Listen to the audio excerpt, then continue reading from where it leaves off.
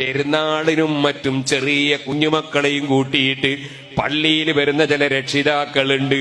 അത്തരം കുട്ടികൾ പള്ളിയിൽ ചിലപ്പോൾ മൂത്രമൊഴിക്കുന്നു, പള്ളിയിൽ നിസ്കാരം നടക്കുമ്പോൾ ബഹളം വെക്കുന്നു. അതിനാൽ വകതിരിവെത്താത്ത ചെറിയ കുട്ടികളെയും കൂട്ടി പള്ളിയിലേക്ക് പെരുന്നാളിന് വന്നേക്കരുത് കേട്ടോ, അല്ലാത്ത സമയത്ത് വന്നേക്കരുത് കേട്ടോ.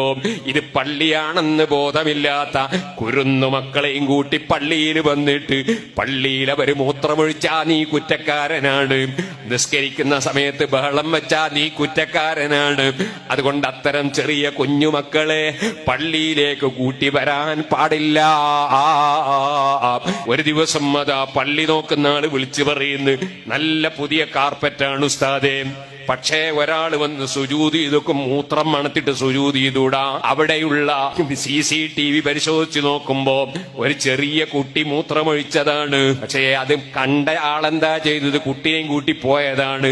എത്ര ആളെ നിസ്കാരമാണ് അയാൾ മുഖേന ബാത്തിലാക്കിയത്. പള്ളിയിലല്ലേ മൂത്രമൊഴിപ്പിച്ചത്. ഈ ചെറിയ പിഞ്ചു കുഞ്ഞിനെ പള്ളിയിൽ കൊണ്ടുവന്ന രക്ഷിതാവ് കുറ്റക്കാരനല്ലേ. അതുകൊണ്ട് മുസ്ലിമീങ്ങൾ ശ്രദ്ധിക്കണം, ചെറിയ വകതിരിവില്ലാത്ത തമ്മീസില്ലാത്ത മക്കളെയും കൂട്ടി പള്ളിയിലേക്ക് വന്നേക്കരുത് കേട്ടോ.